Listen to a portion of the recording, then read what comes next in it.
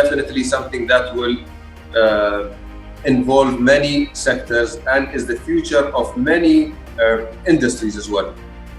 The 3D printing proved its vital role as a vital technology of the future. 2020 could be viewed as the year that additive manufacturing grew up.